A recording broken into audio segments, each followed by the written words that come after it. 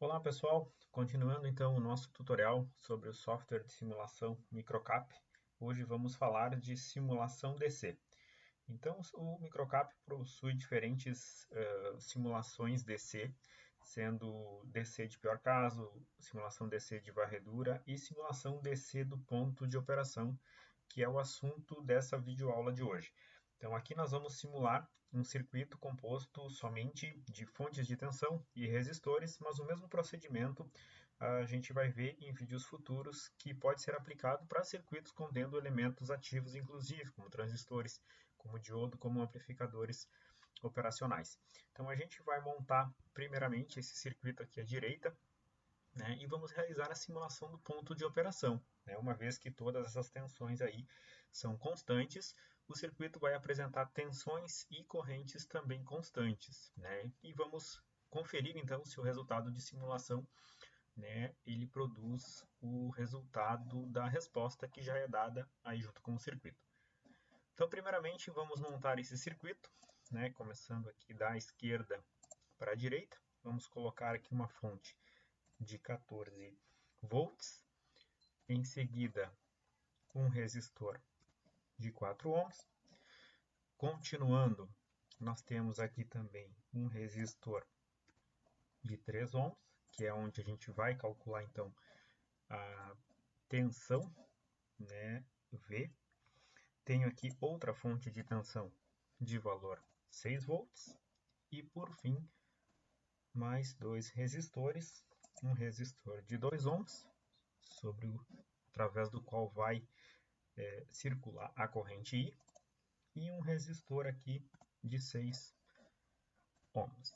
Então, feito isso, vou fazer a conexão desses elementos, né, através da ferramenta Wire Mode. Então, fazendo essas ligações aqui, né, basicamente basta clicar com o esquerdo e arrastar. Vou criar um nó geral aqui embaixo para conectar todo mundo. E conectado todos os circuitos, eu preciso, por último, então, colocar a minha referência de terra, que convenientemente nesse circuito eu vou colocar aqui, pois fazendo assim, a tensão nodal que eu encontrar nesse nó do circuito já vai ser a própria tensão V que temos como resposta.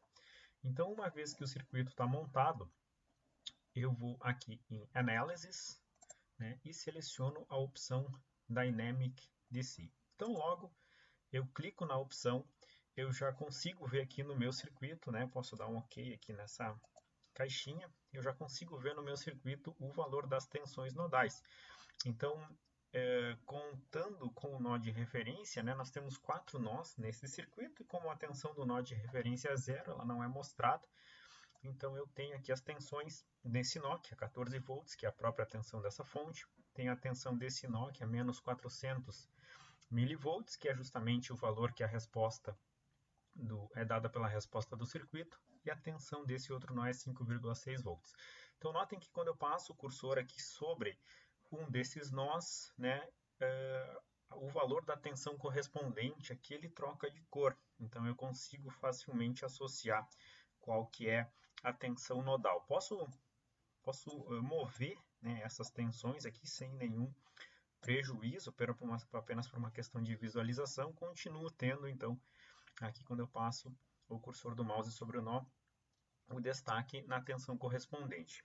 Para que eu possa enxergar as correntes, então eu preciso colocar aqui na simulação DC, eu vou em Limits e habilito, né, essa funçãozinha aqui, que é de mostrar o valor das correntes no esquemático. Né? Então, eu clico aqui e tão logo eu vou clicar, vocês vão perceber que vai aparecer as correntes através de cada elemento de circuito.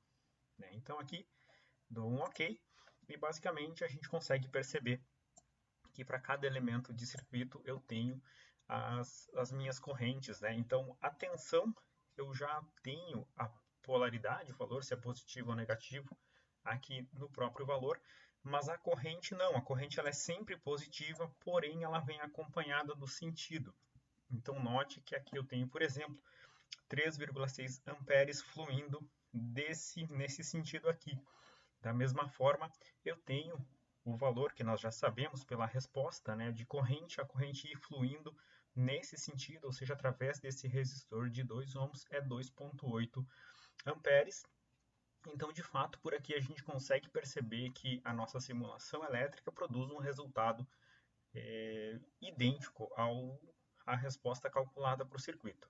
Uma observação aqui nas correntes, né, é que quando eu tenho um ramo perfeitamente série, como é o exemplo desse daqui, dessa fonte de tensão V1 com esse resistor R1, a corrente somente é mostrada em um dos elementos.